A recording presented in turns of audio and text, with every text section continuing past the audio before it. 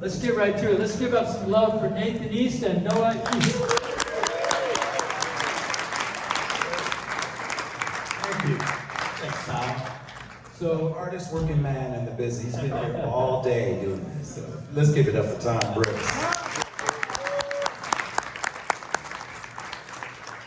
Guys, it is super exciting to have you here. Obviously, you're sort of synonymous with NAMM. You're here all the time. Did you typically you're kind of leading the house band for Yamaha? Did you do that again this year? Or? Not this year, but yeah, usually the big stage out there, we do a big Friday night event that we put together. Well, man, I am super excited to find out. We can jump to 100 million different topics, but tell us about this project you guys are doing together. Oh man, I don't know where to begin. When I was changing his diapers. Yeah, Noah was taking piano lessons, and some of the arrangements he was coming back home with were really nice. I mean, the place is called Piano Play, and one of the arrangements of the song Yesterday, he was playing, and I showed to Chris Giroux, who we were working on my first record together. He says, "Man, why don't we just have him play on the record?" So that was his first time playing on the record. He was 13 years old, and the beginning of the song, you hear this little voice go, "Are you ready, Dad?" That's Noah, and we've been having fun ever since, and now we're just completing our first solo album together. Very cool. So you're primarily a keyboard guy.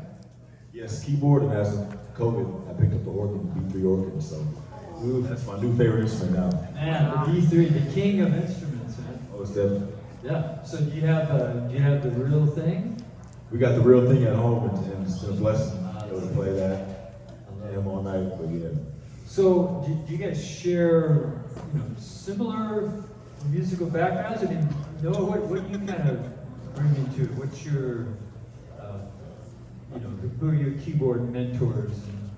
Oh man, well, I mean, I'm blessed to have been able to grow up around some of my heroes. Greg Filling Games, who got to sit in with us last night at the Yamaha booth performance.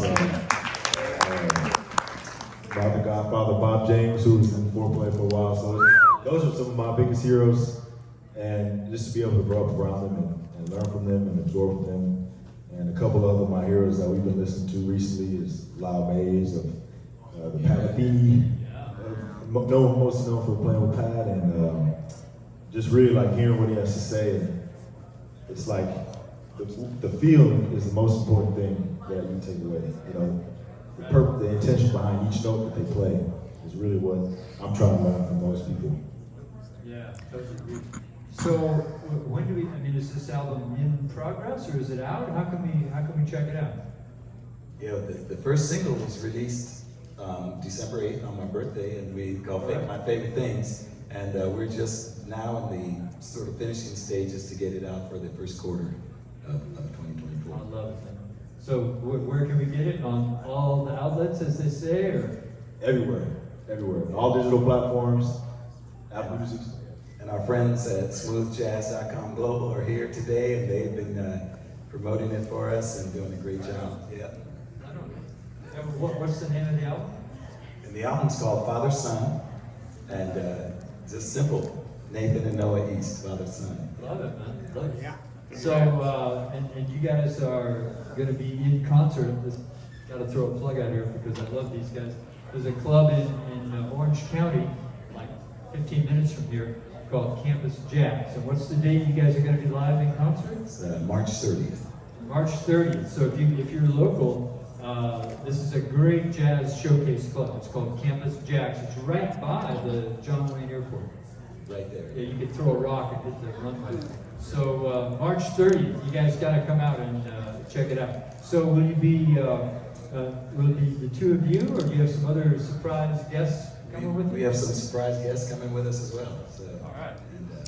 And right prior to that, we're going to do a residency at a place in Baden-Baden, Germany, called Mr. M's Jazz Club. So if anybody wants to come to that too, mid-March. And then when we put our first single out, the day after I got a call from Earl Clue and his wife, and they invited us to play at the Broadmoor at the Jazz Weekend in Colorado Springs. So that date is April 6th. And so, yeah, we'll have some fun. So you guys will be out there. Fantastic. We'll be out there, yeah. I love it. Okay. I'm going to let, Josh, are you still here? Can you kind of chase the mic around with some questions? Maybe he had to split. Anyway, we'll get a mic runner out. You guys start cooking up some questions. I don't want to hog the whole time, but I'll take it around. I can take it.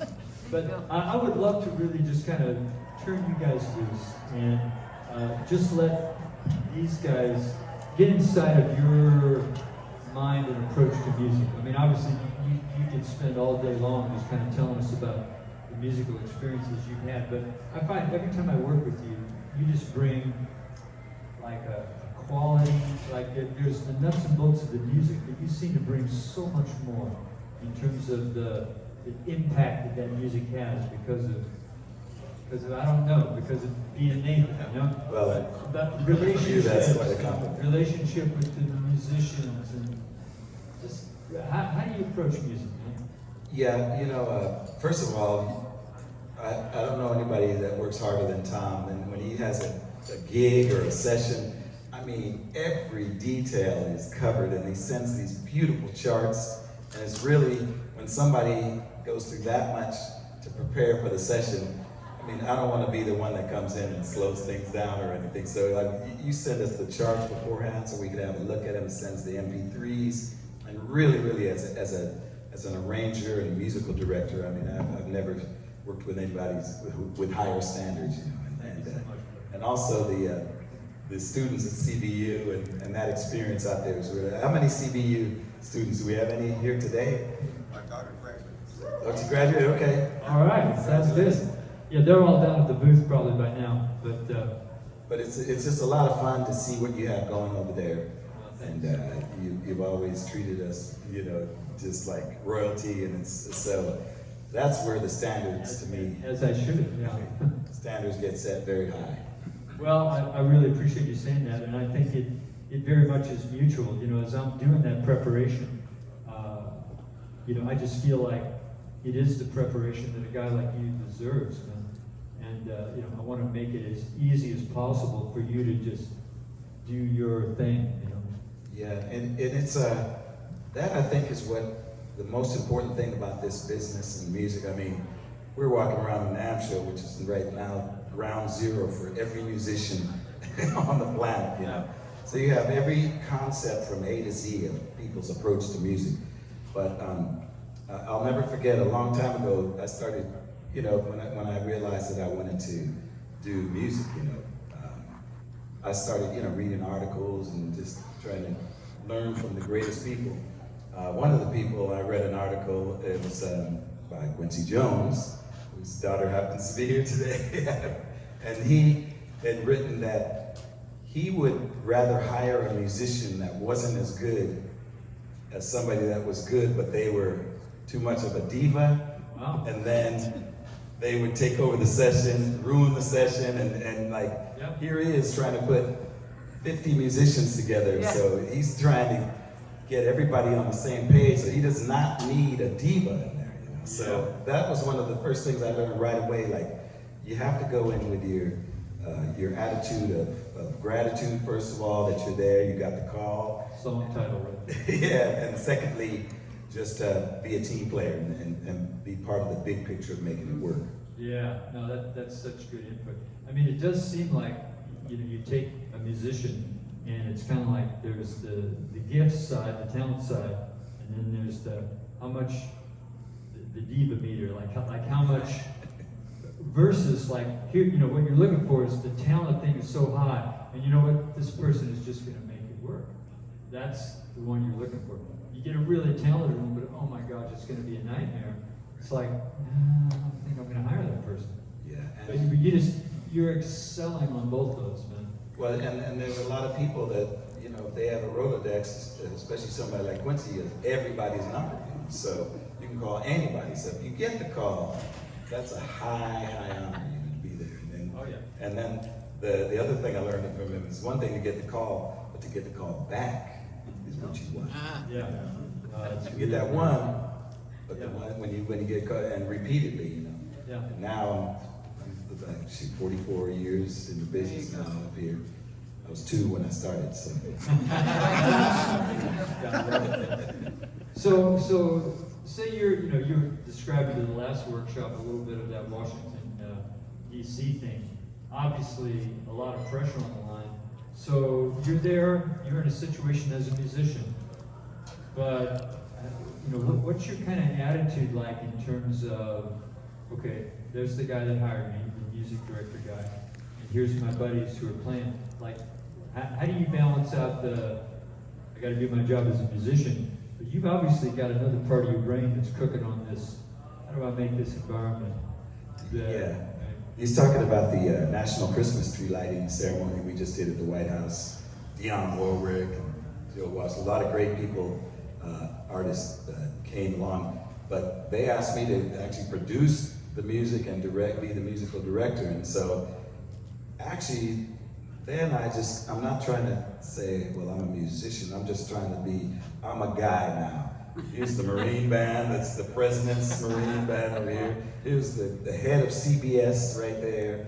And there's, no pressure. No pressure, and they're all your favorite artists. And so what you have to be is sort of an ambassador of music, and that's where, again, Quincy Jones is the template of organizing people. I mean, he's a chef when it comes to putting musicians together.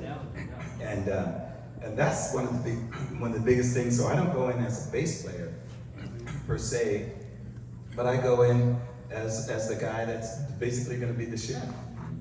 So did you actually play bass on that gig, or did you hire something else just so your brain could be free to?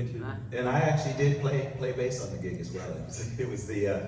It's the President's Band, so they kind of have to play. But then a couple of the artists, Samara Joy and a couple of people that I spoke with, said, well, are you going to play? Yeah, I'll play, So it's, again, sometimes it's a level of comfort. Joe Walsh, when I asked him, he said, well, you're playing, right? Yeah, okay. So that way, you can kind of get in there on and off the stage. It's a fun evening.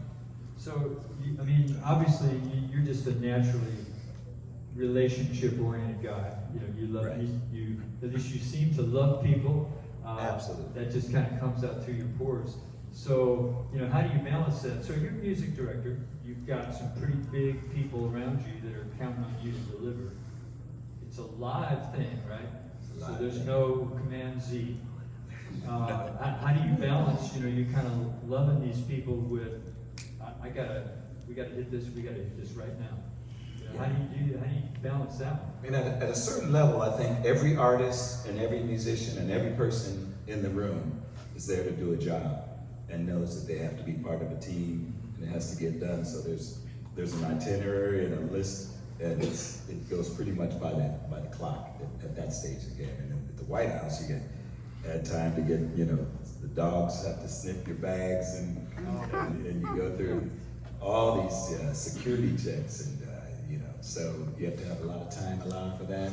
And at the same time, it's fun. We got to go meet the president and take photos with him at the White House, and it was all decorated, and the band was playing inside, and it was just I'll never forget too, Kenya Hathaway was singing on the gig, and we were leaving the White House, and as we were leaving, there was a guitarist and a violinist, and they were playing This Christmas by her dad. And it's just like the timing couldn't be better. It was God's timing. As she walked out, and there they are playing This Christmas. Yeah, I love the moment.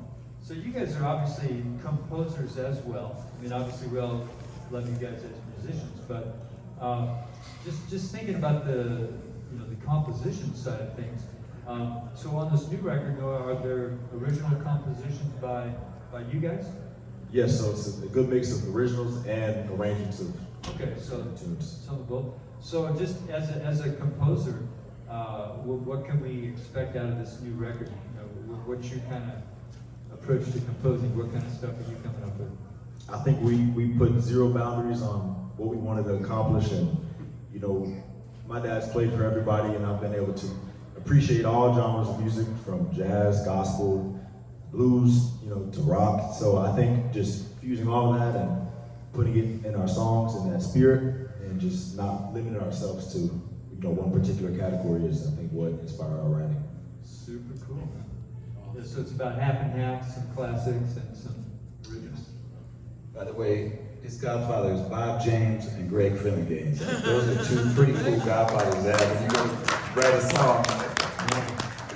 And I did send some of his songs, his original compositions to both of them, and they both were blown away. Flipping out. Yeah. So did you just, did you do studies in college in music, or? Not in music. I had the opportunity to go to UC Berkeley out of high school, and I couldn't pass that opportunity up at the time. So I got my degree in business, but the real degree in music is doing what we do and playing every day. Yeah. Shadowing and listening and going to shows and all that stuff. So being here, so I think that's the real degree. You went to Bob James University. Oh yeah, it was good. The school of Greg Finnegan. I love it. Do we have any? Do we have some questions out in the crowd? Yeah, Josh, do you mind getting the mic for our brother here? Everybody, give it up for Josh. Hey, Josh, come on. Here we go. Over here. Yes, sir. Hi, it's a pleasure being. Oh wow, it's a pleasure being here and having you guys there and having the chance to talk with you. It's so. I'm kind of a little nervous, but I'll try to get it out. But this is for Nathan East. I'm trying to remember because I've been a big person of sort of doing research with music. And it used to be back in the day when you got the album cover, you turned over to the liner notes and you were able to follow. Not so much today. But I'll take it back. I don't remember where I saw this, but I was wondering if you could speak to it, and if this is true, maybe speak to that session or that time when you were playing with Barry White.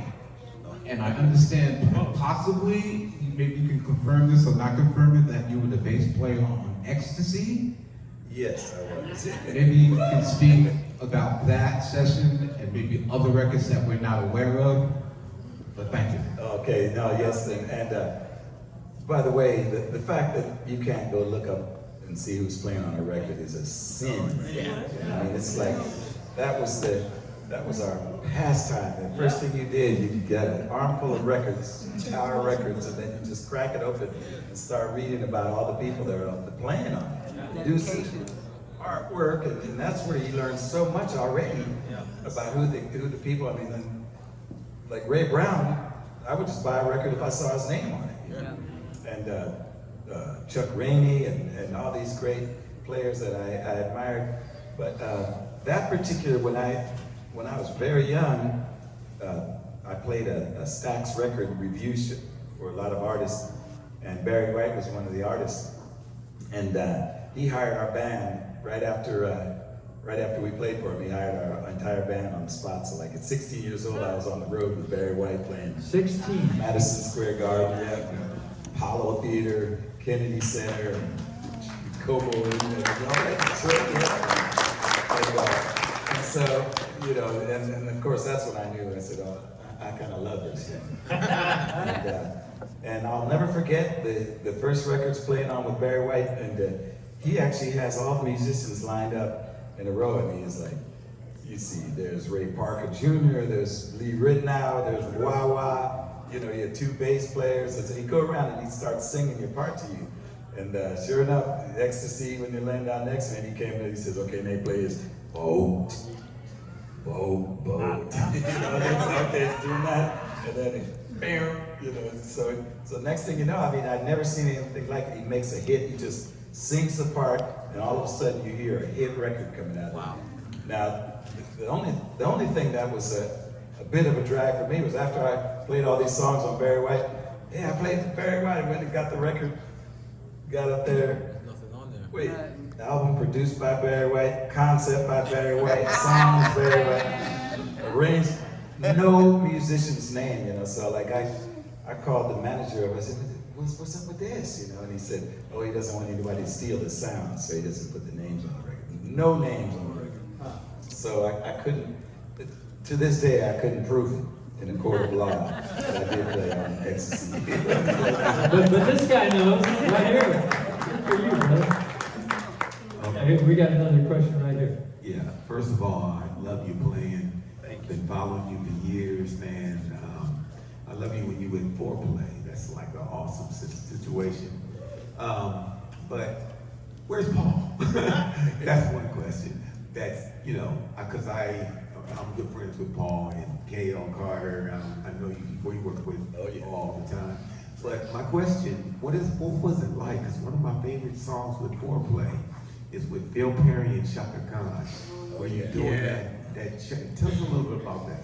Yeah, well, foreplay is Bob James, Lee Rittenhour, me, and Harvey Mason on drums, and it was formed while we were recording an album with Bob called Grand Piano Canyon, 1990, and the band on that session was me, Lee Rittenhour, Harvey, and Bob. And Bob had an A&R position at Warner's, and the chemistry on that day, I always say that was the first foreplay record because there's some songs on there that just sound like foreplay, you know. And so Bob, you know, he had the vision. He said, "Hey, you guys want to start a band?" And I got an executive position here at Warner's. We can get it going. And you know, everybody always says, "Let's start a band," but nothing happens. You know, 3 months later, he said, "Guys, you see, I'm serious. You want to do this?" So we got signed to Warner's the first day of our session in Ocean Way Studios. Lenny Waronker, Mo Austin, and all the Warner Brothers executives, and they came and we did our first foreplay album, instrumental album, sold 1.5 million records. Wow. And we followed that up.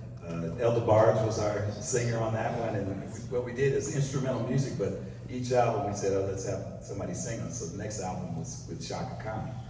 And I was in Japan and I heard Isley Brothers Between the Sheets, and I took that to the guys, "Let's do this song," okay. And then Shaka singing, "Hey, you want to sing it with her?" "Really?" Okay, so we did a duet, and this has been going on. We started the band over 30 years ago. Second guitarist was Larry Carlton, and third guitarist was Chuck Lowe, and who, you know, made his transition from this life, but all of his music is still here and for us to enjoy. Yeah, and Phil Perry, oh my gosh. Phil Perry, Phil Bailey, we were in, you know, it was great being friends with all these guys, because then it's like, "Hey, we need backgrounds on there. Hey, how about Phil Perry and Phil Bailey?" Oh. So they came in and blessed us. Yeah, it doesn't get much better. Yes, sir. Yes, my name is Kirk Andre Wilson. I'm a piano player from New Orleans. All right. Live in Newport Beach now, love from California. And so my question is, I'm trying to figure out how to say it all at one time, because it's like two concepts in my mind. I do my own mixing, but then when I'm trying to finish, it's hard to finish. And when I listen to you guys, music, I'm talking in particular foreplay, because I love how it was mixed. One thing about it is that as a child growing up in a musical family, we had a music room, and we had to go in there every day. It was like recital hour, you know, and we had to listen. And these days, like in the upcoming next generation, people don't listen to music anymore. Music is in the background while they're texting or checking emails, or, you know, and so, but my skill of mixing allows me to, when I listen to foreplay, I can hear the tone of your bass, for example. I can just focus on that, and it's like, wow, is that an amp, or is that direct, or, you know, or the snare drum, the crack of the snare. And so when I'm mixing, I have all those details, and I'm trying to get to the end game, and at that point, it's like, well, I would like to hire somebody to finish it. But every time I hire somebody, they just redo the whole thing, and it sounds totally different. So my question is, how did you guys, or what's the best way to find a mixer that get you to the finished project, like on the project you're working on now? Yeah. So who did those mixes on those original foreplay records? That was Don Murray. We call him the fifth member of the band. Yeah. And, he's a Philly guy originally. He mixed and recorded some of the early Spinners records and Stylistics. the most incredible ears of any engineer, and he was literally a big part of that sound. Mm. Yeah. What do you think, Noah, in terms of the, you know, just as brothers talking about the next generation and how they approach music? I mean, is it, you know, is there good news in front? I mean, are we just going to say music is the background? I mean, just for the people you're hanging with, what do you think about that? Well, I'm super optimistic, especially being here at NAMM and seeing so many people my age and, you know, young folks like me, and just keeping it strong, especially like in our genres, even genres like jazz music and stuff that, you know, the older generation really set the template for it. It's so refreshing to see, even going on social media and just seeing the wonderful presence of music, and the community is so strong too. And I mean, even like you had Jesus on the panel earlier, and hearing him, and I mean, if that's not a pretty good standard for this new generation, I don't know what it is. Yeah, I think it is important that we got to hold the standard high, like you say, like being able to listen to the tone of the bass. Yeah, we can't just let music become kind of an automatic wallpaper thing. And I think like in this room, we're the people that need to keep that standard high. You know, there's a little bit of a fast food music. Yeah, you know, this is the hit today, and 6 months from now, nobody's going to even remember the tune, if there was a tune. I mean, I think we got to be the ones that hold that standard high in the art of music. I mean, that's what we're here to do. Absolutely, and on the album that we're recording together, we have an engineer that I've known for 40 years, Mugi Canazio, and he's one of the top guys, and he, like when he records my bass, he takes 3 signal paths, one directly out of the bass, and then he mics the amplifier, and then I think he even has a DI out of the amplifier, you know, so like he has all of these signal paths to the bass, and then he kind of mixes them just how he likes to hear it, and it's just one of the most, you know, beautiful and punchy and clear, but it sounds like it's in the room. I mean, there's a lot of things about it that he fusses over. I'm making some notes here. And same with the organ and the piano, and so that's a great point, because, you know, and if you want to just listen to the records and the ones that sound the best, you know, look and see who mixed it and get that guy, you know. Yeah. Bruce Swedien, who worked with your dad, was all those Michael Jackson records that he recorded, George Benson, and today those records sound as fresh. Still sound so fresh. Yeah. I got to ask you. I got all my own questions. Talk a little bit about, so just as a composer, I can't stop from smiling every time I hear Easy Lover. This is a song that you composed with Phil Collins, right? Right. Yeah. Phil Collins, Phil Bailey, yeah. Phil Bailey, sure, yeah. Yeah. And yeah, we were over there in London recording 2 weeks, and the day before the last day, Phil Bailey, he said, you know what, we still need a single, you know, like undeniable, that we could take the label will pick, you know. And so just went over the piano, and I kind of just started playing the little groove there, thinking about, okay, what's a good tempo to dance to?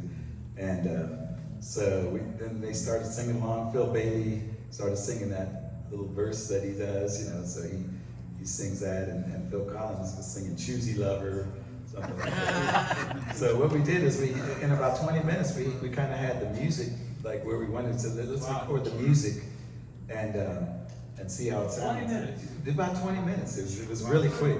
And so Phil got on the drums, and we made like a demo in the studio, and we said, let's come back and listen to it the next day. And the next morning we put it on, and we were listening to it, and this feels pretty good.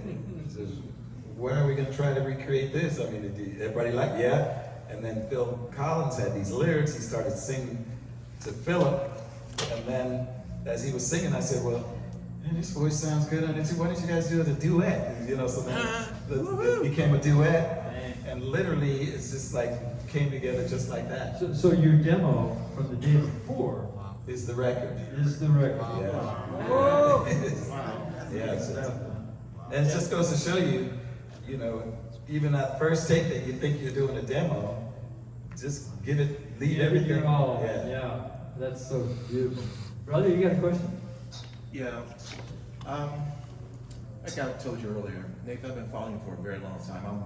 I'm amazed of your 44 years in the business and playing with Michael Jackson, Eric Clapton, even playing with Daft Punk. As a musician, bassist myself, how do you approach when you go to the studio with a song from different people? Then secondly, what is your practice habit like when you're not playing? Well, usually, like, my practice days were early on, and literally, I ended up playing every day of my life, you know. Last year was the busiest year I've ever had. I mean, literally every day something was going on, you know. It was like and that's what, be careful what you wish for, you know, because Lord might bless you with way more work, but you know, you go into a place in the studio with guys like Daft Punk, and they wanted to kind of go retro, the chic vibe, which I love, and I love Bernard Edwards and those real tight bass. But so I was doing my Bernard Edwards impersonation on Get Lucky and all those kind of tunes, you know. And literally, it's just, for me, music is, first you got to listen to the big picture and then say, what is the vibe of this tune, you know?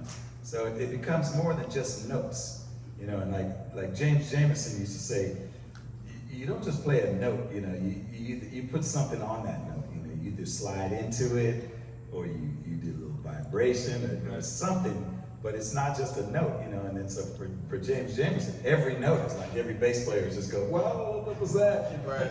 And so that's what I try to do, you know. I try to listen to the big picture and say, what does the character of this song need? Sometimes you need a little more stepping out. Sometimes you just got to lay that groove right back and just sit on it, you know? And everything in between. And once again, my hero and mentor being Quincy Jones, we were doing I Just Can't Stop Loving You, Michael Jackson, and we were going from the chorus to the verse, and he just, I'll never forget, he walked in and he says, before you go to that verse, just go, you know. He just sang that one little thing, and I'm going, why didn't I think of that? You know? And just those little tiny things about the way you transition from a chorus to a verse with just something simple like that, but it lets you drop into that section, and it distinguishes the section. And so every time I go in now, I'm just the first thing I do is just say a little prayer that all the right notes come, you know? But literally, like a song like Tears in Heaven, the song played me, you know. I was just sitting there holding the bass, but you know, knowing little Connor Clapton and having, you know, experienced him, you know, as a person, you could really feel, you know, just allow the song to play you. Thank you. Yeah.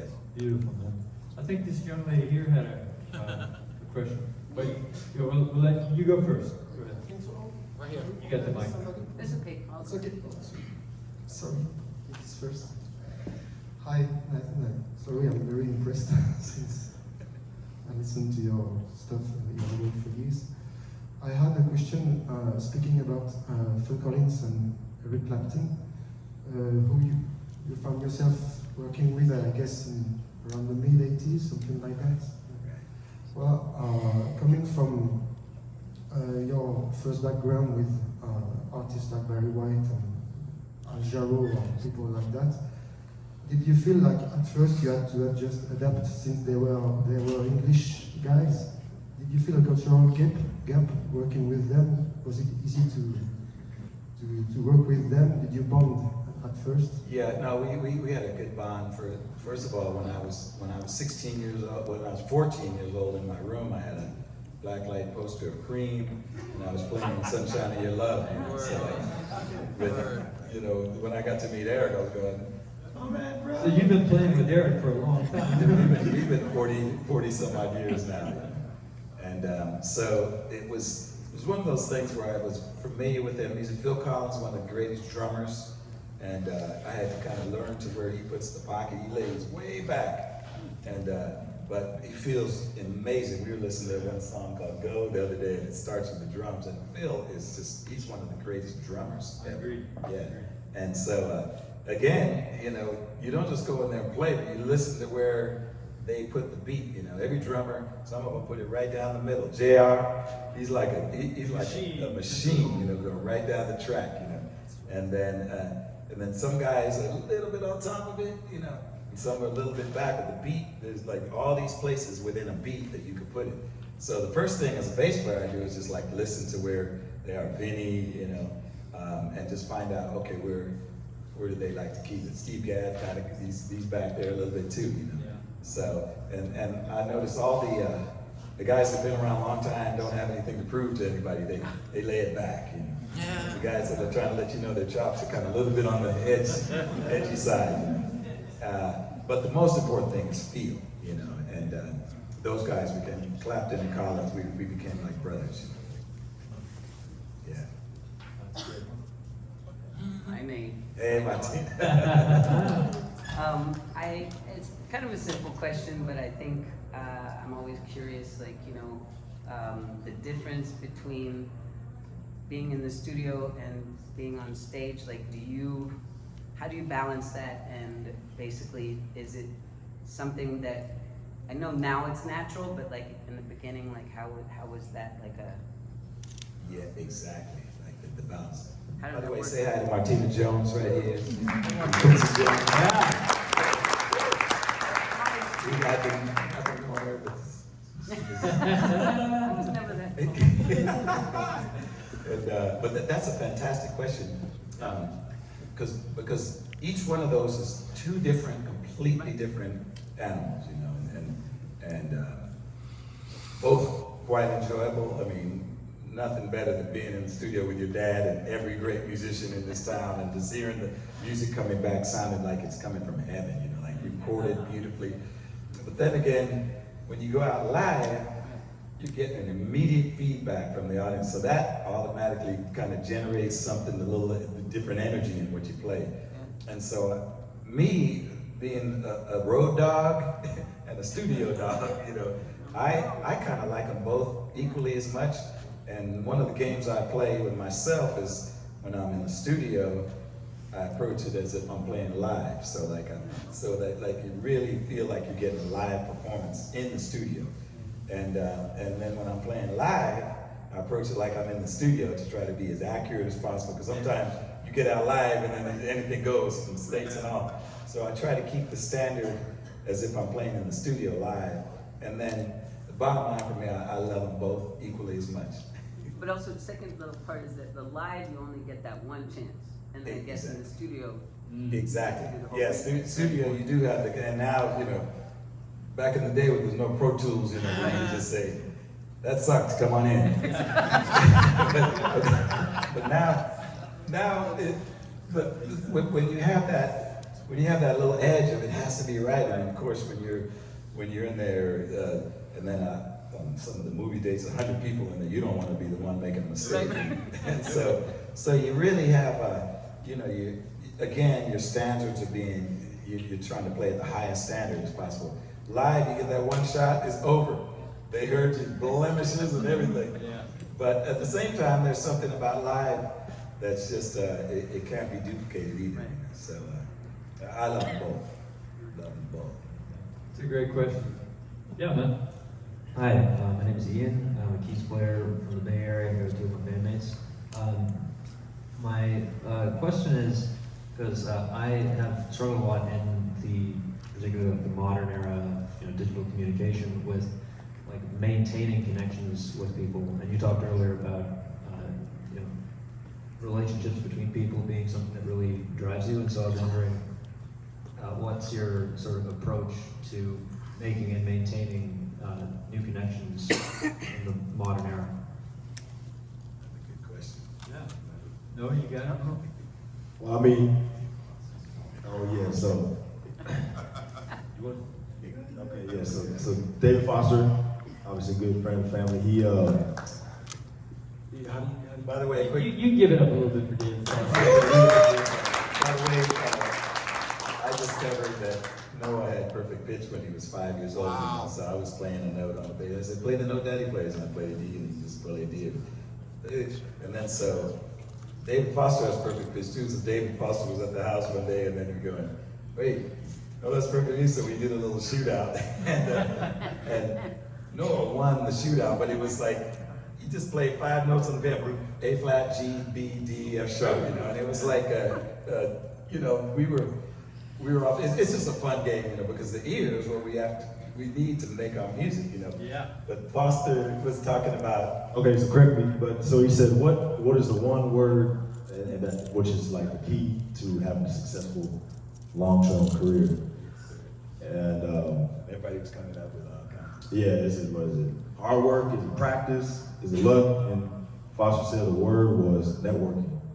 So I guess like even like at this place, what I've been trying to take advantage of is just like seeing who's in the room and trying to reach out and talk to them. And you know, there's a piano, get up and play and like do everything you can to make connections, because like what I learned about being around him is, like he mentioned, it's not like what you can play all the time, it's about like how you are as a person.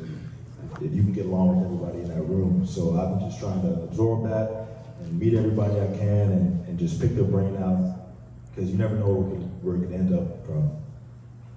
Yeah, I think, like, whenever I hear certain words, you know, like, you can sort of networking and you go along the balance beam to manipulation, but, you know, you go the other way, move the cursor over here, and it's like relationship. It feels different from networking. Like, to me, you get over in a relationship, and now it's like a sincere heart thing versus just, I'm hanging out with you because I think you could do something for me, and as soon as I see somebody over your shoulder that can do more for me, I'm gonna forget. You know what I mean? Like nobody, that's just negative nastiness, right? But if you just let like the idea of, I appreciate this person as a human, I'm gonna invest my eyeballs and I'm gonna look at them and really listen to what they're saying. All of a sudden, now you got friends on the planet. Now you got people in, I mean, to me, all of a sudden now, I don't feel like I'm in the manipulative mode. I feel like, you know what, I can sincerely get into this. Because I can just really pay attention to that person for a minute. I can really bless them, you know? I can do some good on this planet just by caring about them for a minute, you know? And all of a sudden, you get a network of friends and musicians that'll take a bullet for you, you know? So, yeah, I mean, to me, that's where it gets bigger than the notes. Anyway, we got to give up some love for Quincy too. As long as we're giving it up for David. I'm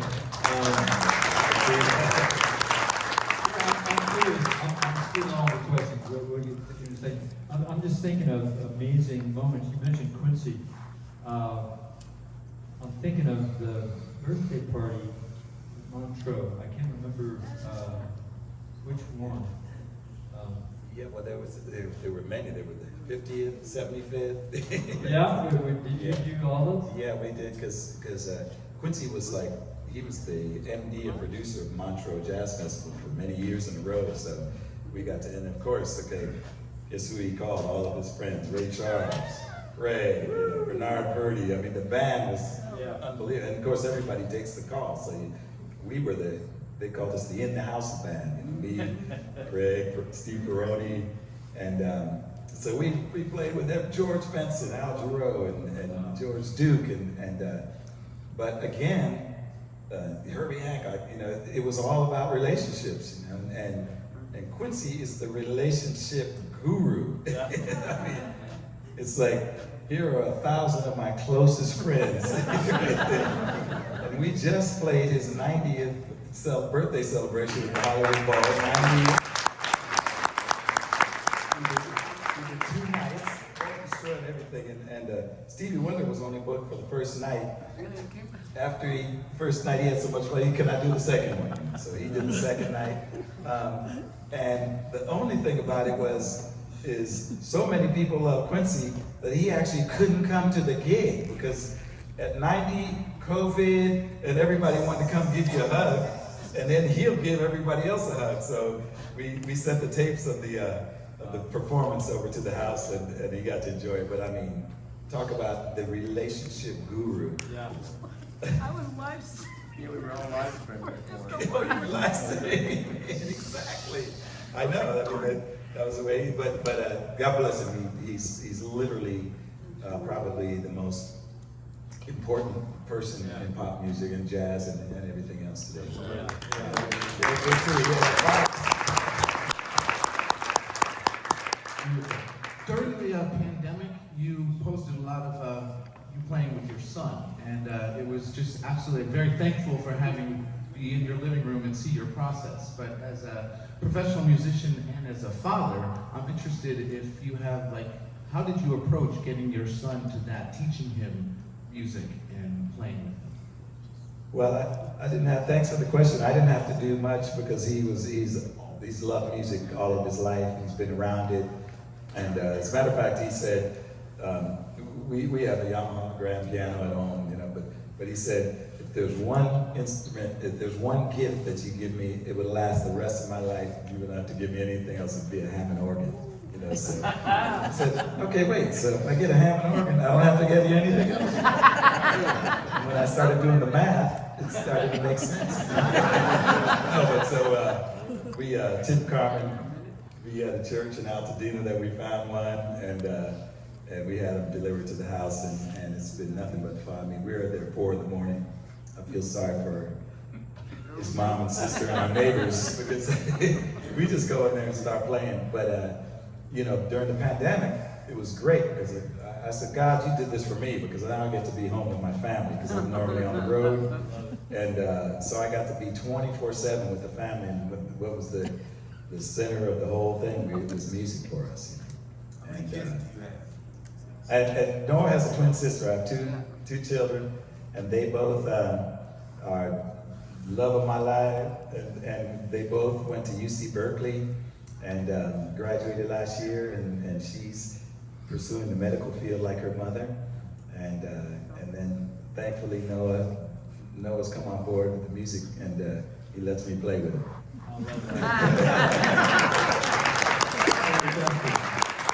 So we're about ready to wrap it up. Probably got time maybe for one more question. Josh, you got somebody? Yeah, I was wanted to thank you as one of the most innovative bass players that's ever existed, and one of the greatest bass players. You've been a great inspiration to me my whole life as a bass player, whatever. Thanks.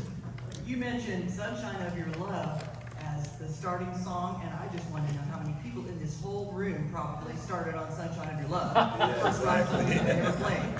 Thank you, and I also want to know who are your major influences? What drove you to the bass from all instruments? Yeah, absolutely. Thank you for the question. And I was always, my ear just went to the bass every time I listened to music. Of course, Motown was playing throughout the neighborhood, so, you know, you had James Jamerson and you know, all those great bass lines, Stevie Wonder. And then, literally at age 14, my brothers were playing in our church. They were having the folk masses, Christ the King Church, and I looked on the altar and there was a bass sitting on the stand. Nobody was playing it, the guys were playing. I goes, whose bass is it? Nobody said it, nobody knew it. Is it okay to pick it up? It's yours. And they said, go ahead, have at it. And I'll never forget when I picked that bass up, it was just like, and it just felt like, wait a second, I can do this, you know. And then they let me, they needed a bass player, so they let me be in the band. I had a gig the next day with the church band. And since it was a church, if you make a mistake, they forgive you right on. So like that was my introduction, and so between that and my ear always going to the bass, I mean I was hooked. Yeah. That's a great story, man. I've never heard that before. So they're going to kind of run us out because they shut the floor. But I do want to give you guys a chance to love on these guys. We do got to be a little bit careful about this, and just let them know. So no hard hugs on that side. I just had my rotator cuff repaired. But it's all good, right? It's all good. It's gonna be okay. But last night was the first time I played since the surgery. How long has it been? And I've been 6 weeks in that sling over there. So literally today is the first day the doctor said, okay, if you want to come out of the sling, you can, but just be careful. Wow. So definitely handle with care. No, you can hug him as hard as you want. Let's give up some love for these guys.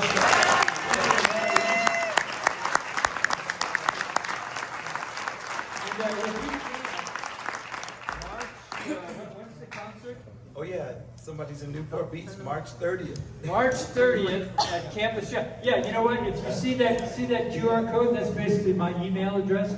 Hit me up if you want to get some tickets for that show. I will hook you up. So March 30th. And real quickly, can we do a little video for Instagram? And we Yeah, can say, let's do it. Absolutely. We're gonna say. See, this is where I need the kids to help me out. Okay, we're here live at NAMM. Say hello.